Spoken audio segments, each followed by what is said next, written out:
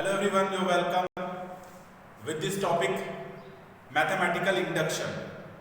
Often children confuse in this topic, but I am telling you it's very easy topic. So to start mathematical induction, first of all, we have to understand these two things. You know, mathematics, in mathematics, there are two types of approaches. One is inductive approach and second is deductive approach. You are not understanding? Okay. I am giving an example so that you can understand what do you mean by inductive approach and what is deductive approach. Suppose an experiment is being done and an experimenter wants to prove that the sum of all interior angle of a triangle is 180 degree. So in first approach, what an experimenter can do, he will take few few triangles, 1, then 2, then 3 and so on, and he will try to find the sum of all these three angles by measuring. It means it is just like an experiment. So what experimenter will do? He will find that sum of angle A, sum of angle B and sum of angle C. So it means the sum of all interior angle is more or less 180 degree. So why I am telling more or less? Because the experimenter is measuring the angle. So it may be, there may be some accuracy. So there may be some error in finding the sum. So he will find from this triangle and n number of experiment an experimenter could do to establish this result. So in this way of approach, inductive approach, experimenter is performing experiment to state the result. But in second approach, that is in deductive approach, what we can do, suppose we have a triangle ABC and we have to show that the sum of these three angles is 180 degree. So we can perform an experiment like this. We will draw a line parallel to BC through A. So this is the line which is parallel to BC and passing through the A. Now you know that if this angle is B, then alternatively it is also angle B. Similarly, if this angle is C, then alternatively this angle will also C, and obviously this is angle A. Now A plus B plus C is a line. Angle A plus B plus C is 180 degree. So in this way the result is being deduced, but in this way the result was induced. So it is proved by some experiment. It means, in this approach we go from specific case to generalized. And in this approach we go general case to specific case. So this is the difference between inductive approach and deductive approach. Because we are going to study mathematical induction, so this is necessary to know. Now I will tell you an important feature of mathematical induction, then we will solve some question. Keep watching. To understand mathematical induction, I want to give you an analogy. With the help of an example, I want to make it clear. So, suppose a situation. We are supposing a situation. Suppose in a cinema hall, there is a queue and people are standing in a queue to get a ticket. So, indefinite people are standing over there. Do not count them. And suppose indefinite number of tickets sold. And in this situation you have to prove that this is the position of you, and suppose you have to prove that I have to prove that you have got the ticket. Suppose I have to prove that you have got the ticket. So I will prove it in two ways. Two steps. Number one, Step number 1. First of all, I will prove that first person get the ticket. First person get the ticket. Then I will also establish if a person gets the ticket,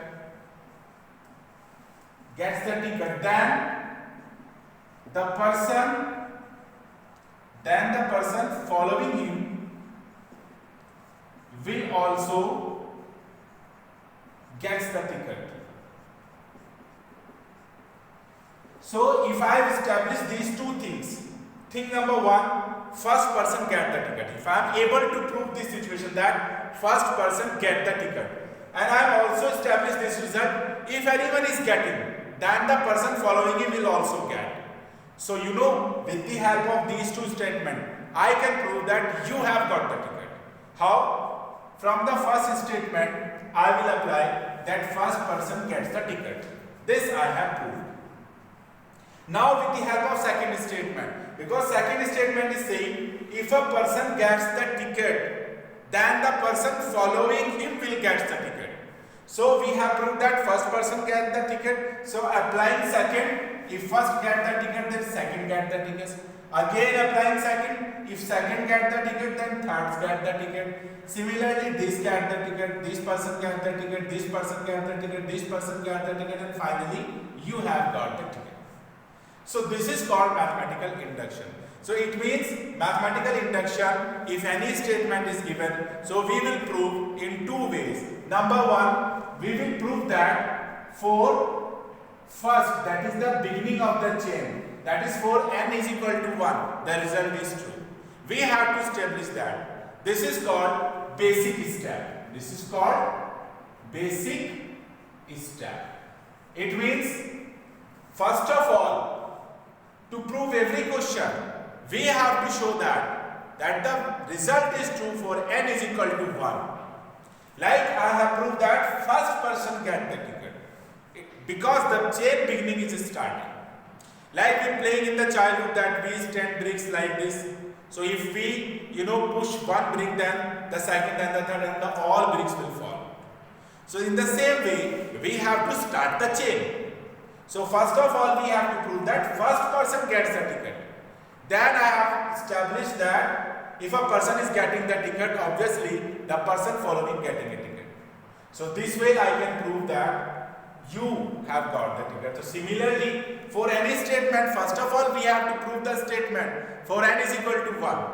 This is called basic step. Then I will establish another step that if result is true for any number n is equal to k, then it is also true for n is equal to k plus 1. It means if the result is true for any number, then the result will also be true for the successor of that number. So this step is called induction step. Induction step. This is called induction step. So with the help of these two steps, we can prove the question. So to understand whole procedure, we have to see a question that how can we solve a question. So keep watching. So now we have a question to prove that. So using mathematical induction, prove that this is equal to. This is called statement. The statement is saying to us that 2 to the power, I can write 1, 2 to the power 1, 2, 2 to the power 3, up to 2 to the power n. So the sum is this. So we have to prove this result by mathematical induction. So how can we prove by mathematical induction? So first we will do basic step. Basic step. So in basic step, we have to check the statement for n is equal to 1. So for n is equal to 1, if I am checking for n is equal to 1, so n is equal to 1, that is I will take 1 term. So in this question, for basic step, that is n is equal to 1. So we will take only 1 term. So 1 term. And on right hand side, I will put n is equal to 1. So that is 2, 2 to the power 1 minus 1. So left hand side is 2 and right hand side is also 2. So which is true? So we can say that statement is true for n is equal to 1. So our basic step is done. That is, we have proved the statement for n is equal to 1. So our basic step is done. Now look, watch carefully. How we will perform induction step? Induction step. So in induction step, we have to start with the assumption. We have to assume that the result is true for any general, any particular case, that is k. So let the statement is true for n is equal to k. So it means we will take k terms, that is one term, second term, third term, up to kth term. So because the result is true, so we will get 2 into 2 to the power k minus 1. So this we can assume equation 1 because we have assumed it that it is true. Now we have to show that we shall show that statement is also true for n is equal to k plus 1. So to prove the result for k plus 1, we have to take k plus 1 term on left hand side. So this is our left hand side and you can assume that these are k terms. So we have to take now k plus 1 term. So I am taking 2 1, 2 2, 2 cube. So these are k terms. So I am taking one extra term, that is k plus 1 term. Now you see the sum of these two numbers is already given, that is 2 into 2 to the power k minus 1 plus 2 to the power k plus 1. Now we will simplify it after multiplying. So 2 into 2 to the power k, we will get 2 to the power k plus 1, then minus 2, then plus 2 to the power k plus 1. I am solving here, please look carefully. So what is the result? 2 to the power k plus 1 and 2 to the power k plus 1. So that is 2 into 2 to the power k plus 1, then minus 2. Now I can take 2 as a common, 2 to the power k plus 1 minus 1. Now you see, when we have taken k plus 1 term, so in place of k, we have got k plus 1. It means the result is also true for k plus 1 term. So basic step is done, induction step is done. So we can say that the result is true, that is statement is true for every n, every natural number.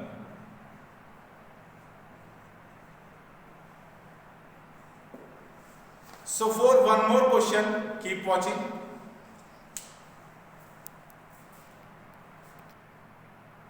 Now see this question. We have to prove that 1 upon 1 into 2. This is not decimal, please don't confuse. This is multiplication. 1 into 2, 1 upon 2 into 3, then 1 upon 3 into 4. Similarly up to n term, the sum is this. So we have a statement and we have to prove this statement by using mathematical induction. So in mathematical induction, first we will do basic step. Basic step. So in basic step, we will establish the result for n is equal to 1. So for n is equal to 1 means I will take one term on left hand side, that is 1 upon 1 into 2, and I will put n is equal to 1 on the right hand side. So n is equal to 1, that is. So you can check the left hand side. I can write here the left hand side is 1 upon 2 and the right hand side is 1 upon 2, and which is true. So statement is true, this is statement is true for n is equal to 1. So basic step is done. Now induction step.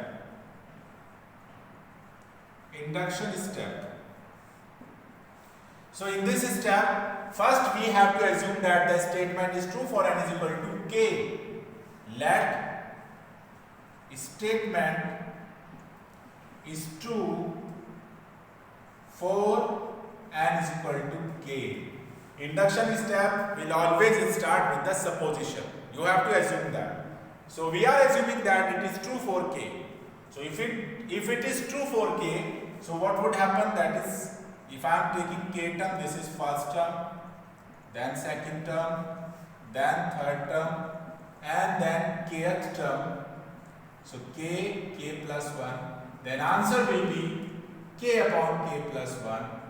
It is what we are supposing, and we are assuming this result as 1. Now we shall show that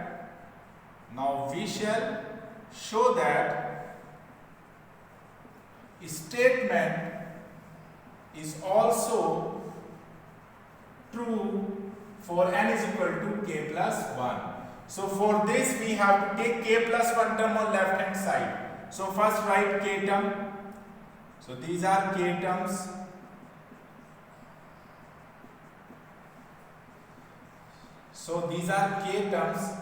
Now I want to take another term, that is k plus 1 term. So this will be k plus 1, and the successor of this, that is k plus 2. Now I know the result of this series because I have assumed it true. That is, first it is given that k upon k plus 1, and this term is 1 upon k plus 1 into k plus 2. So please see, I can take LCM as k plus 1 and k plus 2. So now k plus 1 and k plus 1 cancel, so you will have k into k plus 2 and plus 1. Now see the result above. I don't have a space, I can solve it here. So multiplying k square plus 2k then plus 1 upon k plus 1 and k plus 2. So this is k plus 1 whole square and k plus 1 and k plus 2. So cancel it. You have k plus 1 upon k plus 2, and k plus 2 can also be written as k plus 1 plus 1. Now see this result carefully. When I am taking k plus 1 terms on left hand side, then on right hand side in place of k I am getting k plus 1. It means if the result is true for n is equal to k, then it will also be true for n is equal to k plus 1. It means this result is true for every natural number. So this way we can solve the question. In next part of the mathematical induction, we will do some question of divisibility. So keep watching my videos. Thank you very much.